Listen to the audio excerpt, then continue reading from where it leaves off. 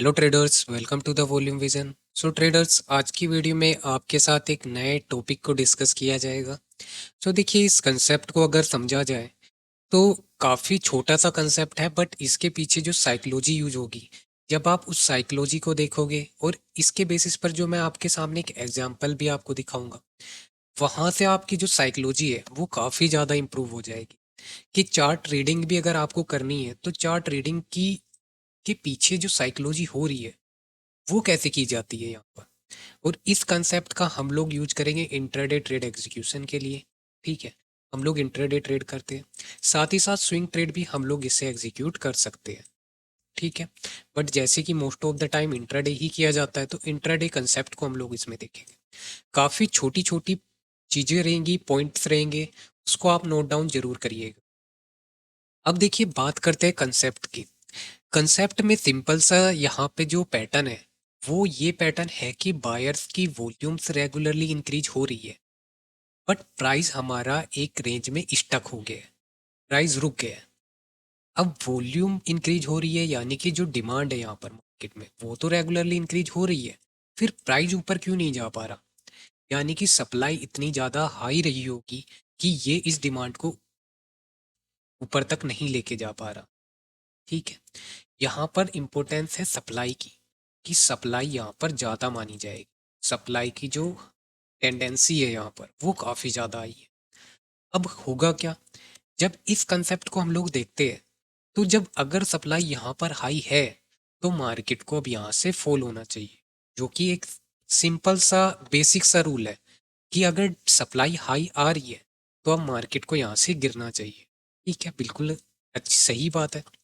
But demand भी increase regularly हो रही है। ठीक है, वॉल्यूम का इंक्रीमेंट दिख रहा है। सेकंड, अब जो चीजें इसमें आती है वो देखने वाली बात होती है यहाँ पर कैंडल की फॉर्मेशन, कि जो कैंडल्स बन रही है वो किस तरीके से बन रही है। ऊपर से रिजेक्शन ज्यादा आ रहा है कि नीचे से रिजेक्शन ज्यादा आ रहा है? ठीक है, प्राइस तो एक रेंज में फंसा है। ठीक है, वो आप लोग देख पा रहे हो। अब यहाँ पर इम्पोर्टेंसी होती है कि इन 3 दिनों को हम लोग कैसे ऑब्जर्व करते हैं, कैसे उसको एनालाइज करते हैं, क्या उसके पीछे साइकोलॉजी यूज होती है, और कैसे हम लोग ट्रेड एग्जीक्यूट करें। साइकोलॉजी पे ही मोस्ट ऑफ द वीडियोज रहती है कि आप साइकोलॉजी को समझो। कंसेप्ट जब आपको समझ में आने लगेगा तो ट्रेड एग्जीक्यूशन ईजी हो जाएगा। लोग इसी चीज़ें से बचते हैं, आपको यही चीज़ें नहीं सिखाई जाती। आपको क्या कहा जाएगा कि आप क्या करिए, पैटर्न को देखिए और आप सीधा डायरेक्ट ट्रेड को एग्जीक्यूट कर दीजिए। ठीक है, आप उसके पीछे कोई भी साइकोलॉजी को डिस्कस नहीं करता है। ठीक है, आप सिर्फ पैटर्न देखोगे और ट्रेड को एग्जीक्यूट करोगे, फिर वहां पर लॉसेस होंगे। बट ऐसा नहीं होता है मार्केट में, क्योंकि देखिए हर एक लेवल पर जो है बायर और सेलर बैठे हुए हैं। ठीक है, अब आपको पैटर्न वाइज तो बता दिया गया है कि यहाँ से हम लोगों को सेल करना है। ठीक है, पर इस लेवल पर अगर सेलर है तो बायर भी तो रहे होंगे। हो सकता है आपने जिस दिन ट्रेड एग्जीक्यूट किया तो सप्लाई पहले ज़्यादा थी, बट अचानक से डिमांड ज़्यादा वहाँ पर इंक्रीज हो गई, तो फिर क्या होगा? प्राइस तो ऊपर चला जाएगा, आपका एसएल हिट हो जाएगा। तो लोग बताते ही नहीं है इस चीज़ को, सीधा आपको क्या बता देते हैं, फॉर्मेट आपको बता देते हैं कि फॉर्मेट देख के आप लोग ट्रेड को एग्जीक्यूट कर दो। बट यहाँ पर मैं आपके सामने साइकोलॉजी को डिस्कस कर रहा हूँ ताकि आप सिर्फ पैटर्न ही नहीं, पैटर्न को सही यूज करना भी सीखो। तो ऐसे ही आंख बंद करके फॉलो नहीं करना है मार्केट में। अगर आपको एक रियल ट्रेडर बनना है यहाँ पर तो आपको मार्केट समझ में आनी चाहिए। ठीक है, सिर्फ कंसेप्ट देखा और फॉर्मेट देख लिया आपने और सीधा यहाँ पे ट्रेड को एग्जीक्यूट, ये नहीं होना चाहिए। अब देखिए यहाँ पर, जैसे कि इसमें बताया गया है कि 3 दिन से बायर का इंक्रीमेंट जाता है, तो यानी कि यहाँ पर नीचे डिमांड तो है। तो हमारे लिए डिमांड, अगर हमें बाइंग जाना है तो हमारे लिए ये लेवल काफ़ी ज़्यादा इम्पोर्टेंट। ठीक है, या फिर हमारे लिए इम्पोर्टेंट है ये वाली लेवल जिसपे सप्लाई बैठी हुई, यानी कि सेलर्स यहाँ पे बैठे हुए हैं। अब दो कंसेप्ट के दो नज़रिए से अगर इसको देखा जाए तो आप दो नज़रिए से इसको देख सकते हो कि अगर हमें बाइंग करना है तो बाइंग हम लोग इस लेवल से यहाँ से देखेंगे। ठीक है, या फिर मार्केट सेलर को बीट करते हुए अपर लेवल पर होल्ड करे, अपर लेवल पर सस्टेन करे, तब यहाँ से जो मोमेंटम मिलता है वो एक अच्छा मोमेंटम मिलता है। ठीक है, दो ही सिनेरियो इसमें बनते हैं। सेम अगर सेलिंग हमें देखना है तो सेलिंग का क्या सिनेरियो रहेगा कि कम से कम पहले इसको डिमांड को ब्रेक करना चाहिए, रीटेस्ट करना चाहिए, उसके बाद हम लोग सेलिंग को देखेंगे। सेकंड, ये यहाँ से हम लोग एक सेलिंग देख सकते हैं कि यहाँ से हम लोग सेलिंग देख सकते हैं। तो यहीं से हमारे लिए दो कंसेप्ट आ गए कि या तो यहाँ से इस तरीके से बाइंग, इस तरीके से सेलिंग हो जाए, या फिर इस तरीके से बाइंग, या फिर इस तरीके से सेलिंग हो जाए। तो ये कंसेप्ट इस तरीके से काम करता है। बट वॉल्यूम हम लोगों को काफ़ी कुछ बताती है। जब वॉल्यूम इंक्रीमेंट पर हो तो डिमांड का इंक्रीमेंट वहाँ पे देखा जाता है। तो बायर के बेसिस पर, वॉल्यूम के बेसिस पर कि बाइंग साइड के लिए पैसा ज़्यादा लगाया जा रहा है, तो हम लोग प्रीफरेंस देंगे इसमें बाइंग साइड ट्रेड एग्जीक्यूशन को सबसे पहले। ठीक है, सबसे पहले प्रीफरेंस बाइंग को दिया जाएगा, क्योंकि अगर सेलर इतने ही स्ट्रोंग होते तो उसको ये वाली कैंडल या ये कैंडल या ये कैंडल इनको रेड बनना चाहिए था। ठीक है, बट ये रेड नहीं, ग्रीन बनी है। तो सेलर की स्ट्रेंथ को हम लोग प्रेफरेंस देंगे। तो पहली प्रायोरिटी हमारी रहेगी कि हम लोग सिर्फ और सिर्फ बाइंग ट्रेड को ही देखें। सेलिंग सिनेरियो बहुत रेयर इसमें होता है, क्योंकि सेलिंग के देखिए अपने भी सिनेरियोज होते हैं कुछ। ठीक है, जैसे कि यहाँ पर सेलिंग कैसे की जा सकती है, वॉल्यूम्स, बिना वॉल्यूम्स के इस लेवल का ब्रेकआउट होता है, सस्टेन नहीं करता है, तब यहाँ से फिर मोमेंटम अच्छा मिलता है। ये लेवल जब ब्रेक होती है तब यहाँ से सेलिंग का मोमेंटम मिलता है, तब यहाँ पे सेल कर सकते हो।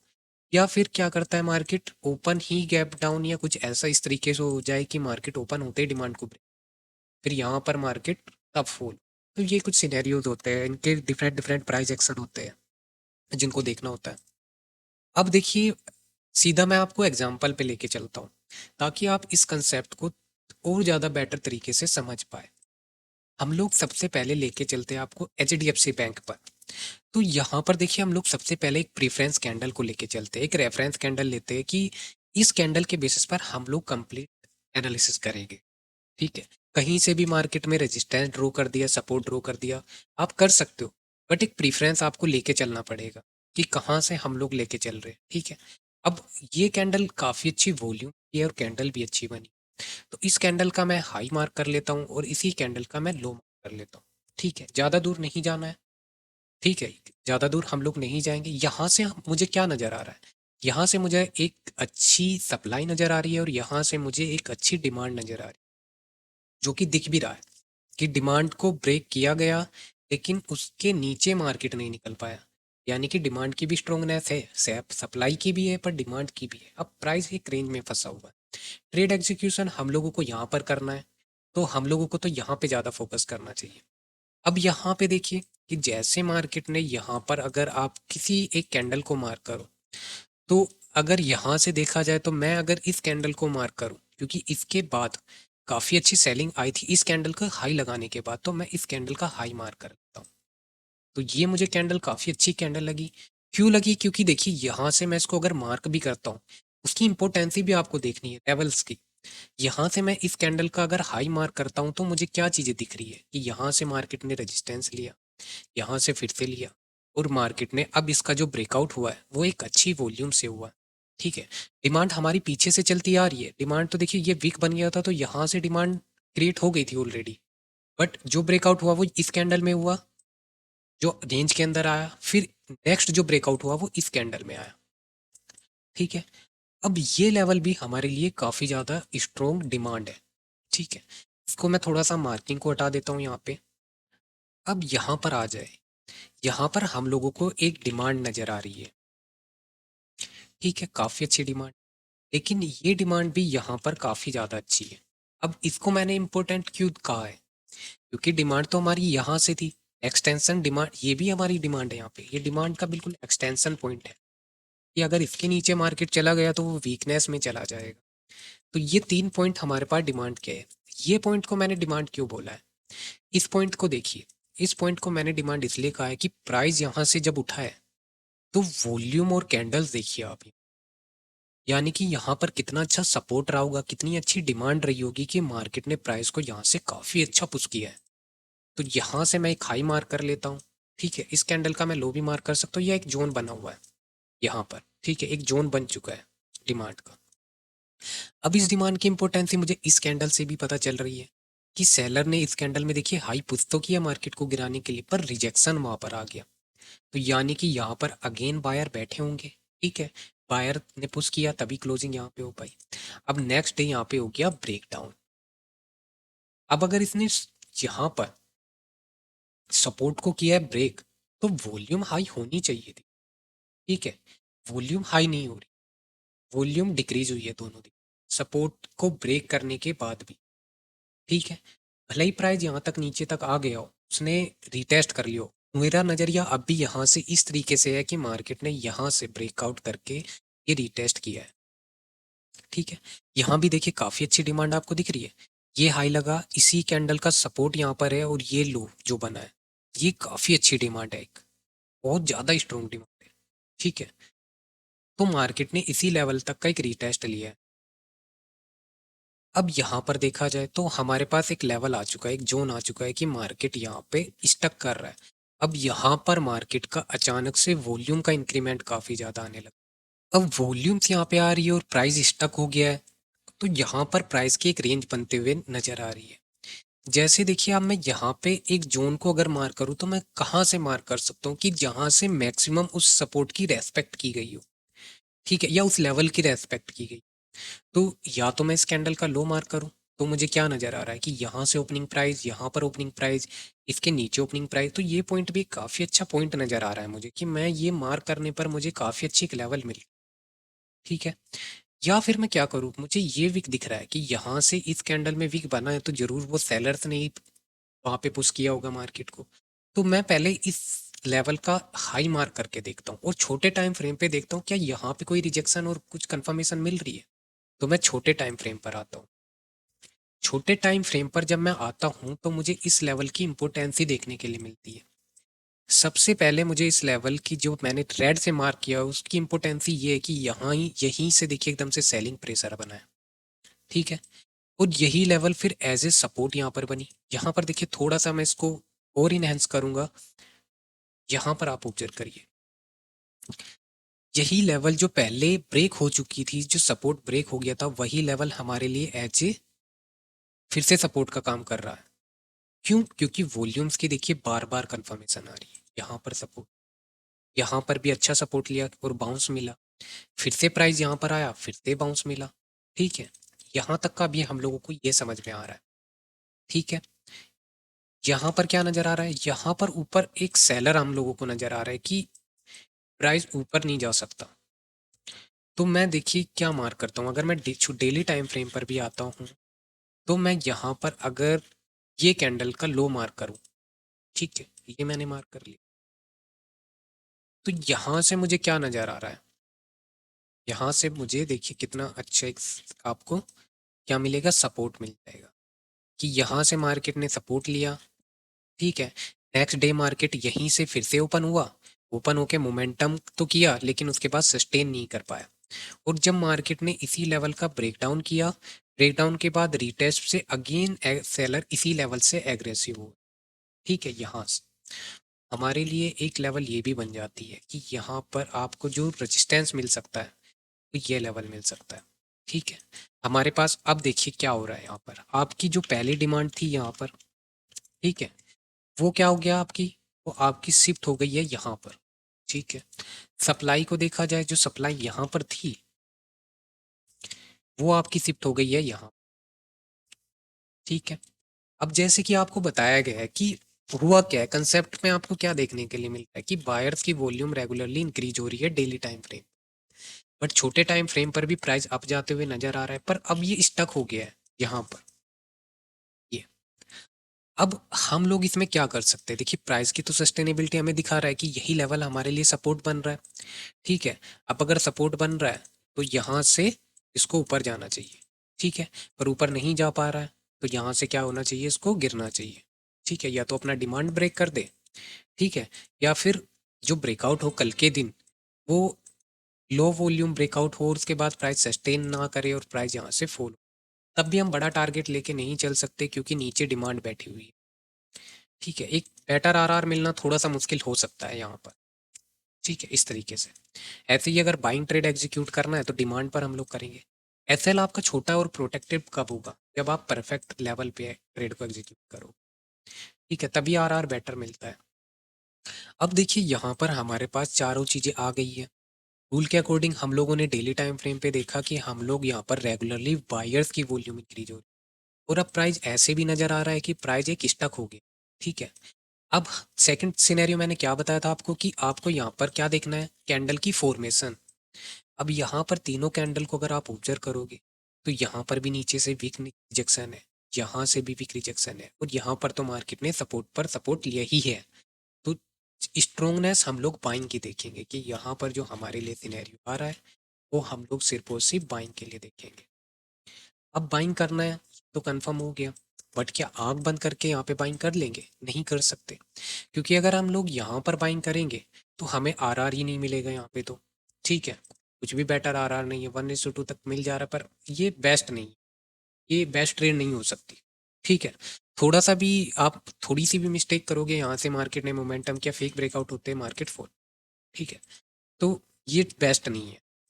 हमारे लिए बेस्ट क्या है बाइंग के लिए? अब हम लोगों को डिफाइन कर लिया, अगर इसको देखिए गिरना है तो सबसे पहले, क्योंकि देखिए यहाँ पर अगर इसको देखा जाए तो गिरने की प्रोबेबिलिटी इसमें हाई आ गई है, क्योंकि सेलर्स की जो वॉल्यूम्स है यहाँ पर वो देखिए कितनी हाई आने लगी। तो ये तो हमें क्या इंडिकेट कर रहा है कि अब यहाँ से मार्केट को गिरना चाहिए, सेलर की स्ट्रेंथ यहाँ पर आ रही है। तो ठीक है, इसको गिरना है तो क्या करें, अपना जो भी इसको करना है, मतलब इसको यहाँ से अब सस्टेन होने के बाद फिर गिर जाना चाहिए, क्योंकि डिमांड है इतनी, या तो एग्रेसिवली ब्रेक कर दे, ब्रेक करे तो फिर रीटेस्ट के बाद इसको फुल होना चाहिए। ठीक है, सिंपल सा लॉजिक, क्योंकि वॉल्यूम्स की कल ही कंफर्मेशन आ गई है। तो आज के दिन इतना ज़्यादा वेट नहीं कर सकते हम लोग कि हम लोग बहुत ज़्यादा वेट करें, क्योंकि ऑलरेडी सेलर ट्राई कल कर चुके हैं, तो आज तो गिरना चाहिए ना, कि आज भी उसको इतना ज़्यादा प्रेशर लगाना पड़ेगा मार्केट को गिराने के लिए। तो हम लोग इसमें वेट करते हैं 10 साढ़े 10 बजे तक का यहाँ पर। अब यहाँ पर इम्पोर्टेंसी रहती है एक तो फर्स्ट कैंडल की फॉर्मेशन की। अगर आपकी फर्स्ट कैंडल यहाँ पर ग्रीन कैंडल बन जाती है और प्राइस यहाँ पर सस्टेन हो जाता है, 10 साढ़े 10 बजे तक भी मार्केट यहाँ से नहीं हिल पा रहा, नीचे नहीं गिर पा रहा, तो ये सस्टेनेबिलिटी आपके गिराने के लिए नहीं है, ये सस्टेनेबिलिटी है मार्केट को अप लेके जाने के लिए। तो हमारी ट्रेड जो एग्जीक्यूट होगी फिर वो यहाँ पर होगी, यहाँ से हम लोग ये रेजिस्टेंस लेके चलेंगे और जो आरआर मिलेगा वो काफ़ी ज़्यादा बेटर मिलेगा, क्योंकि डिमांड के नीचे हमारा एसएल रहेगा तो काफ़ी छोटा एसएल और सेफ एसएल रहेगा। ठीक है, ये हमारा बेस्ट ट्रेड एग्जीक्यूशन रहेगा बाइंग साइड के लिए। सेकंड सिनेरियो, मार्केट ओपन ही गैप अप हो जाए और ओपन होते ही पहली कैंडल ग्रीन बनाए और सस्टेनेबिलिटी दिखाई, ये नहीं कि आया ग्रीन कैंडल बनी और तुरंत ही प्राइस यहाँ से नीचे की तरफ फॉल हो जाए, ये नहीं होना चाहिए, ये होता है प्रॉफिट बुकिंग।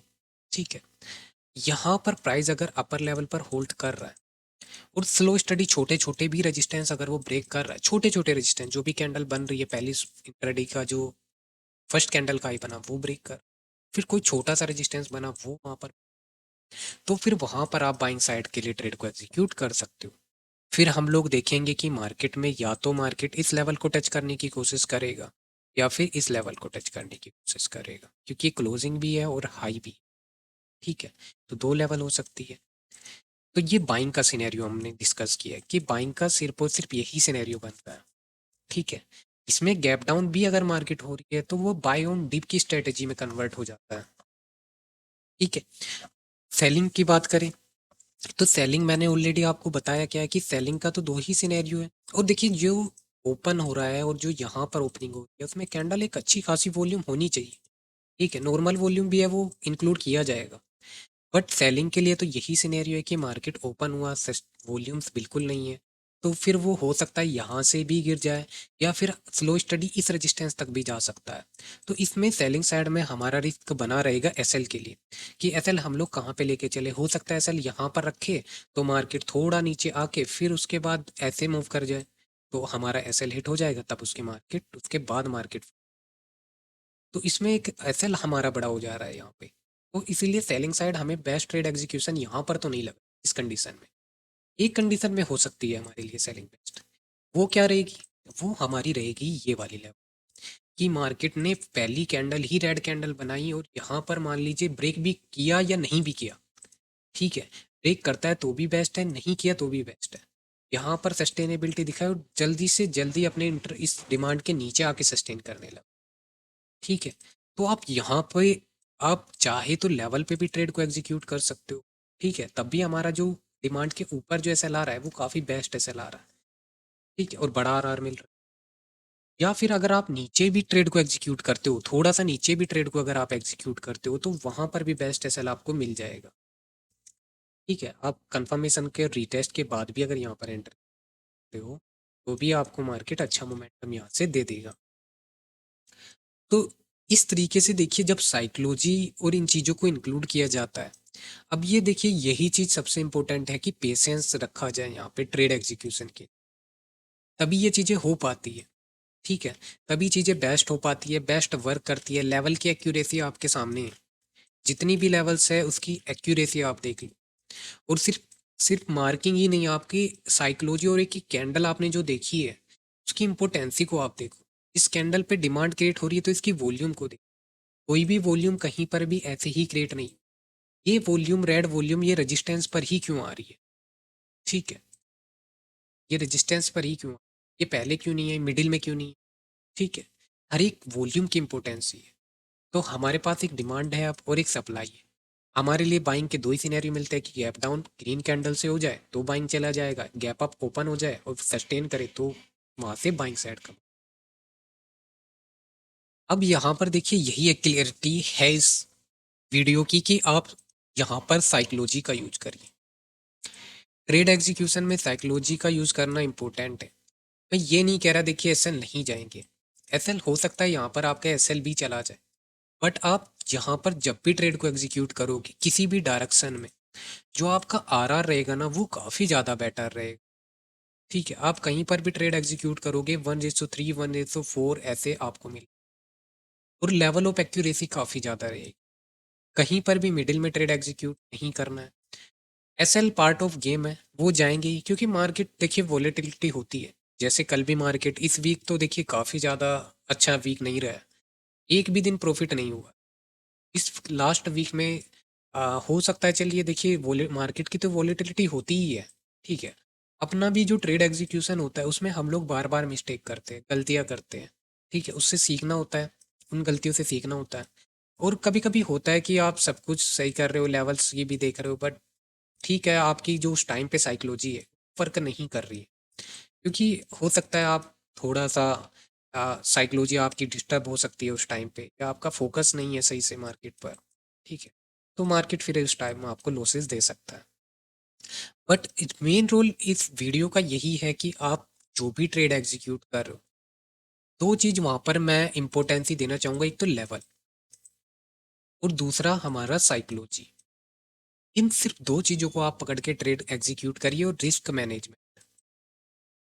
ठीक है, आपका डिफाइन होना चाहिए कि मैं दिन का 1,000 रुपये ही, ठीक है, या उसमें फिक्स होना चाहिए पर डे, डिफाइन होना चाहिए। आप जो भी आपका यहाँ पर रिस्क होगा उसको आप डिफाइन करके चलिए। ये तीन चीज़ों पे जितना आप परफेक्टली वर्क करोगे, एक्यूरेसी आपकी ऑटोमेटिकली स्लो स्टडी काफ़ी ज़्यादा ग्रो करेगी। आपको मार्केट में किसी भी अदर इंडिकेटर की जरूरत नहीं है, प्राइस एक्शन अपने आप में बहुत ज़्यादा बेस्ट है। बाकी इंडिकेटर देखिए बने प्राइस और वॉल्यूम के बेसिस पर ही है, तो इससे अच्छा आप सिर्फ प्राइस और वॉल्यूम को ही एनालाइज करिए। सारी चीज़ें इन्हीं में आपको मिल, बस आपको ऑपरेटर के फुट स्टेप और साइकोलॉजी को पकड़ना है कि वो क्या चाह रहा है, क्या तब आप ट्रेड को एग्जीक्यूट करें।